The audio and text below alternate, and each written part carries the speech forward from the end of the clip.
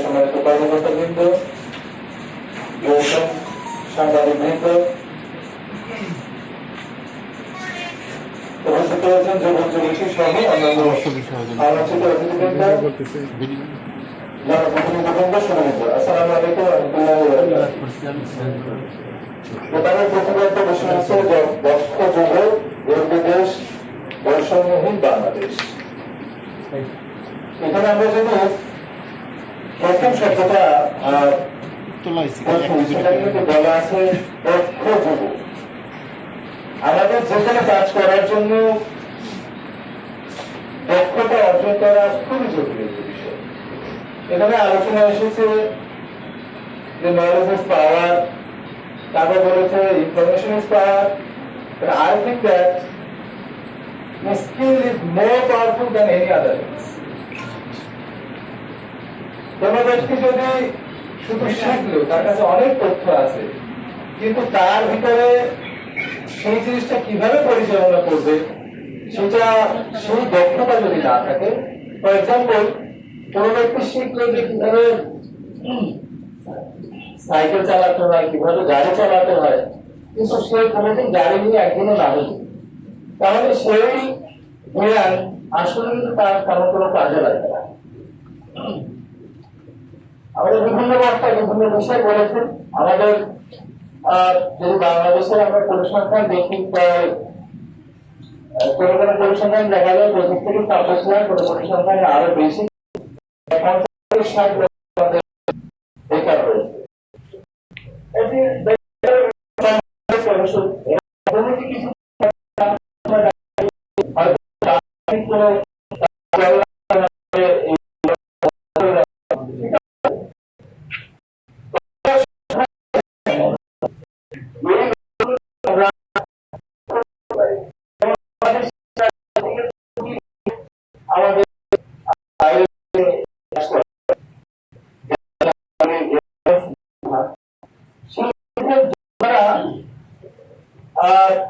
ম্যাক্সিমামে দেখা যায় প্রায় 20 থেকে 90% লোক যায় আনস্কিল। তারা কোনো বিষয়ে বিশেষ কোনো প্রশিক্ষণ নিয়ে কিন্তু যায় না।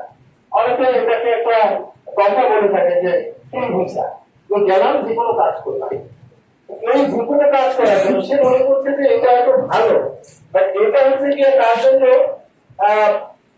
সেক্ষেত্রে কম পেয়ে মানে পেইড বা লো পেইড, যেটা আমরা বলি, যে সে যদি কোনো একটা বিষয়ে দক্ষতা অর্জন করে যায়, সে একটা প্রশিক্ষণ নিয়ে যায়, সেটা ড্রাইভিং হোক অথবা অন্য কোনো ইলেকট্রিক্যাল কাজ হোক, তার সাথে প্র্যাকটিক্যাল কোনো কাজ যখন সে শিখে যাবে, তখন তার পারিশ্রমিক ওই যে আনস্কিল যে পার্সন আছে তার চেয়ে অন্তত 2 গুণ থেকে 3 গুণ বেশি হয়ে যাবে। আমরা জানি আমাদের পার্শ্ববর্তী দেশ ভারতের আমরা যেভাবে বলে থাকি যে বাংলাদেশে আমাদের 1 নম্বর আয়ের উৎস হচ্ছে রেমিটেন্স, তাই না? আয়ের উৎস হচ্ছে 1 নম্বর, আর রেমিটেন্স হচ্ছে 2 নম্বর। ভারত তারাও প্রচুর লোক এগুলো বাইরে দেশে পাঠায়, কিন্তু তারা যে কাজটি করে থাকে, তারা বাইরের দেশে যাওয়ার আগে অবশ্যই সেই ব্যক্তিকে একটা প্রশিক্ষণ গ্রহণ করে তারপরে যায়। আমাদের অনেকগুলো প্রশিক্ষণ ইনস্টিটিউট ইতিমধ্যে রয়েছে। আমাদের প্রাথমিক শিক্ষা বিস্তার শুধু পাবনার বেশ কয়েকটা প্রশিক্ষণ ইনস্টিটিউট কথা কিন্তু বলেছে, কিন্তু আমাদের এরকম কিছু ইনস্টিটিউট আছে, প্রশিক্ষণ কেন্দ্র আছে, যেখানে ভাষাগত শেখানো হয়।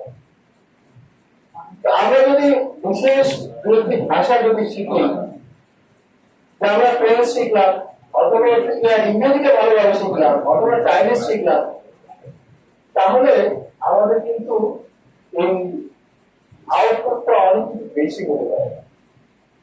আমরা বাংলাদেশে এই যে যুবকের সংখ্যা করলাম, প্রতি বছর প্রচুর পরিমাণে শিক্ষার্থী আমাদের অনার্স মাস্টার্স করে বের হয়, এবং অনেকেই জানেই না যে সে আসলে কি করবে। তাকে যদি জিজ্ঞেস করা হয়, দেখা যায় যে সে অনার্স ফাইনাল ইয়ারে অথবা মাস্টার্সে পড়ে, তুমি কি করতে চাও, সে কিছুই করতে পারে না। বলে যে দেখে কি করা যায়। এই দেখে কি করা যায় দিয়ে একজন মানুষকে তো আপনি তার যে কাঙ্ক্ষিত লক্ষ্য, রাষ্ট্রের যে কাঙ্ক্ষিত লক্ষ্য, সেখানে কিন্তু আপনি পৌঁছতে পারবেন না। তার একটা নির্দিষ্ট গোল থাকতে হবে, নির্দিষ্ট গোল। সে যদি চাকরির জন্য ট্রাই করে, সেটার জন্য আগে ভাগে ট্রাই করতে হবে। আর নইলে ওই অনার্স শেষ করার পরে তাকে হচ্ছে চাকরির জন্য আরো 3 বছর শুধু পড়তে হবে। 3 বছর পরীক্ষা দিয়ে তাকে হচ্ছে পরবর্তী পরীক্ষা সে পাস করবে। তার মানে 3 বছরের সাথে আরো 3 বছর লাগবে চাকরি করতে, তাহলে 6 বছর লাগবে। আর যদি সে আগে ভাগে চিনতে পারে যে না, আমি একটা চাকরির চেষ্টা করি বা আমি চাকরির জন্য পড়াশোনা করি, তাহলে সেটা ভালো। আর যদি সে বলে যে না, আমি চাকরি করবো না, আমি হচ্ছে এখানে যোগ্য সব বিভিন্ন প্রতিযোগিতা আছে, সে প্রশিক্ষণ গ্রহণ করে আমি নিজে স্বাবলম্বী হবো। এবার আমরা নিশ্চয়ই বিশ্বাস করবেন যে একজন চাকরিজীবী সে কিন্তু আরেকজন মানুষকে চাকরি দিতে পারে না, সেটা যত বড় চাকরি হোক না। এমন বলবেন যে হ্যাঁ অনেকে তো দেয়, সেটা হচ্ছে আরেকজনের হচ্ছে কি রিজিক মাইয়া, আরেকজনের ভাগ বন্ধ করে। তো ধরেন আমি কখনো বড় চাকরি দিতে পারি না, ধরেন আমি তো একটা নিয়োগ কমিটিতে আসি, সেই কমিটিতে যদি আমি একজনকে হচ্ছে কি বাদকে আরেকজনকে চাকরি দিই, মানে কাউকে চাকরি দিলাম মানে তার যোগ্যতা সারা দিলাম, আমার যোগ্যতা দিলাম, মানে আমি পাওয়ার খাটাই তাদের দিলাম, তাইলে আমি আরেকজনকে বাদ দিলাম না? যার পাওয়ার মানে যে যোগ্যতায় আসে, পরীক্ষাতে আসে, তার আমি কি রিজিক নষ্ট করলাম না, তার ভাব নষ্ট করলাম না? তাহলে মনে রাখতে হবে যে তার চাকরি কিন্তু কেউ কাউকে দিতে পারে না। এবং কোন চাকরি দেবে সে যত পাওয়ারফুল হোক, যত বড় পদে হোক না কেন, সে কিন্তু চাকরি দিতে পারে না। বা একজন ইন্টারপ্রেনার সে কিন্তু চাইলে 1 থেকে 1000, 1 লক্ষ বা আরো অধিক মানুষকে কিন্তু চাকরি দিতে পারে। আমরা যদি মাইক্রোসফটের কথা বলি, মাইক্রোসফট কোম্পানিতে কত হাজার মানুষকে সে চাকরি দিয়েছে, চিন্তা করেন। হ্যাঁ, সে তো তার পড়াশোনাটা কিন্তু মানে পুরো আনইন্টারাপ্টেড কিন্তু শেষ করতে পারে না। আমরা যদি স্টিভ জবসের কথা চিন্তা করি, আপনি দেখাচ্ছি কত হাজার হাজার লোক কাজ করতেছে। হ্যাঁ, আমরা যদি বেশিও মানে উদাহরণ দিয়ে থাকি, এই যে আপনার ইন্সপায়ারের যে প্রতিষ্ঠাতা, তাই না? তার বাবা কিন্তু ছোট্ট একটা চাকরি করতো, মেডিকেল ফার্মাসিস্ট বা এরকম সহযোগী একটা কাজ করতো, চাকরি করতো। তার ভিতরে আগ্রহ, তার ভিতরে অদম্য ইচ্ছা। দেখেন আজকে এক্সপায়ার মানে এমন কোন প্রোডাক্ট নাই যে এক্সপায়ার নাই। আমরা আরএফএলের কথা যদি বলি, সে আরএফএলের যে প্রতিষ্ঠাতা, আমার এখানে নামটা মনে নেই, আমরা নরসিংদীতে গিয়েছিলাম সেই আরএফএলের যে ফ্যাক্টরি, সেখানে তার ছেলে বেশ লম্বা, মানে বাঙালি মনে হয় না, ইরান বা এরকমের মনে হয়, ঠিক আছে? তো এই যে, এবং সে একটা কথা বলছিল যে আমরা এখন এভাবে কাজ করছি যে একজন মানুষ ঘুম থেকে ওঠার পর থেকে ঘুমাতে যাওয়া পর্যন্ত সব ধরনের প্রোডাক্ট থাকে আমাদের, চিনতে পারে। ইতিমধ্যে কিন্তু অনেক পড়েছে যে একটি সকালবেলা ঘুম থেকে উঠে আমরা কি করি, ব্রাশ আছে না, আছে। আবার ঘুমাতে যাওয়া পর্যন্ত লাইট সব আছে, আছে না, বৈদ্যুতিক সব চলে, খাবার দাবার আছে তার।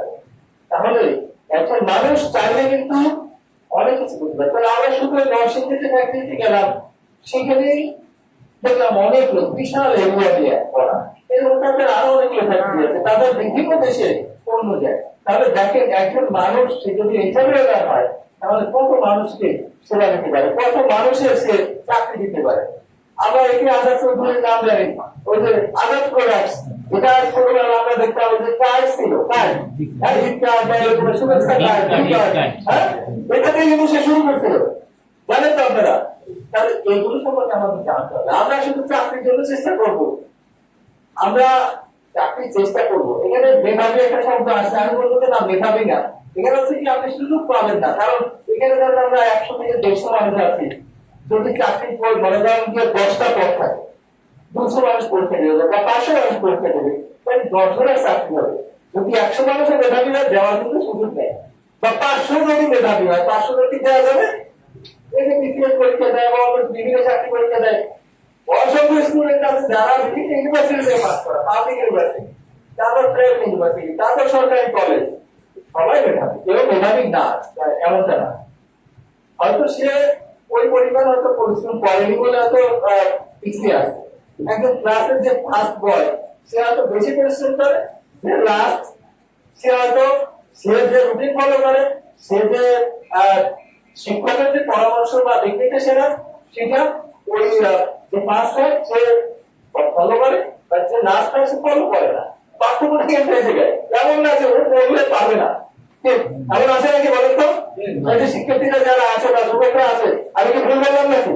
আমরা একটা শব্দ শিখে ফেলছি, মেধাবী অমেধাবী। আরে ভাই, মেধাবী হচ্ছে গিয়ে পরিশ্রম। এখন কিছু জিনিস আছে আল্লাহ তাআলা প্রদত্ত, সে তো থাকবে, সে তো ভাগ্যের লিখন, সেটা তো থাকবে, কিন্তু চেষ্টা করবো না তাহলে এমনি হবে হবে বলেন তো? আমার আপনার একটা গল্প বলতো, বলে যে তুমি বাসায় বসে থাকিয়া বলবা যে হচ্ছে গিয়া মাছ কেন বাসায় আসে না, একটা জাল মনে করো কিনলা, কিন্তু জাল মাছ থেকে না, জালও কিনলা না, জাল মারা তো করে যাতা, জালও কিনলা না, তুমি এমনি এমনি তোমার বাসায় মাছ চলে আসবে, আসবে না। তাহলে চেষ্টা করি। এখন হয়তো 10টা জাল মারলে 10টা পাইতে পারি, 20টাও পাইতে পারি, আবার একটাই পাইতে পারি, তাই না? কিন্তু একদম তো পাবো না তা তো না। যেমন প্রয়োজনই 80 পাওয়ার জন্য পরে, অথবা বলা যায় আপনি যদি এখান থেকে পাবনা সকাল 10টায় আপনার টার্গেট থাকে, আপনি 10টায় না পৌঁছতে বলে 10টা 10:30 11টায় পৌঁছে যাবেন না, কিন্তু রাস্তায় জ্যাম থাকতে পারে, অথবা অন্ধকারের সময় থাকতে পারে, এটা আপনি একদম পৌঁছাবেন না, এমন না। হ্যাঁ, নিশ্চয় পৌঁছাবেন, হয়তো সময় বেশি রাখতে পারে, অথবা আপনার হয়তো মন মতো না হতে পারে, কিন্তু আপনি একটা ফলাফল, ভালো রেজাল্ট বা ভালো ফলাফল কিন্তু আপনি পাবেন। পড়াশোনার ক্ষেত্রে যদি আমি বলি যে 80 আপনি পাওয়ার টার্গেট যদি থাকে, আপনি 80 পাবেন না, বাট 70-75 এর মধ্যে তো পাবেন, নিশ্চয় 32 পাবেন না নাকি? 32 ফেল করবেন না নাকি? ঠিক না? যেমন আমি যদি বলি সারা জীবনে কোনোদিন কোনো পরীক্ষা ফেল করি, এখন এটা কি এমনি এমনি হচ্ছে? এটা তো পড়া লাগছে নাকি?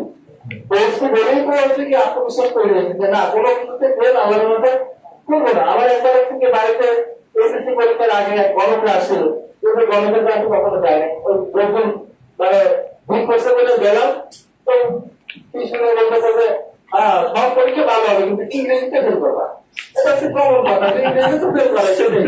আমিও উৎসাহিত বললাম যে সব সাবজেক্টে ফেল করবো, ইংরেজি কোনোদিন ফেল করবো না, কারণ ইংরেজিতে আমার কমনের কিছু ব্যাপার নেই, যা আছে পারবো। একটা আত্মবিশ্বাসের কথা।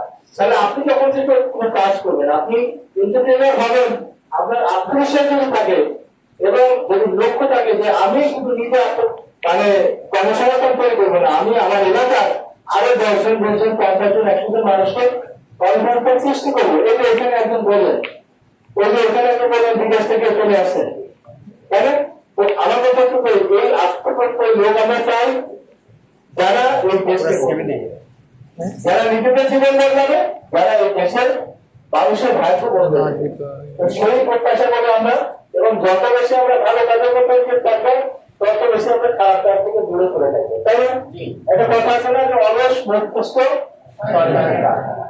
তাহলে আপনি যদি অলস করে থাকেন, আপনি যদি কোনো কাজের মধ্যে এনগেজ না থাকেন, তাহলে আপনার মানুষ নষ্ট দিতে পারবে, আপনার যদি জুয়া খেলা করতে পারবে, আপনার যদি খারাপ আড্ডা করতে পারবে, বলে কিনা বিভিন্ন অপরাধের মধ্যে যারা যাবে, কিসের জালের মধ্যে যারা যাবে, কিন্তু যদি আপনি একটা কাজের মধ্যে থাকেন, তাহলে আপনার আর এইসব জিনিসের মধ্যে জড়ানো গুলো সুযোগ থাকবে না। তাহলে আমরা আমাদের এই যুব সমাজকে রক্ষা করতে চাই, সেই জন্য আপনারা সবাই এগিয়ে আসবেন, আপনাদের প্রত্যেকের জায়গা থেকে এই প্রত্যাশা আমরা করি।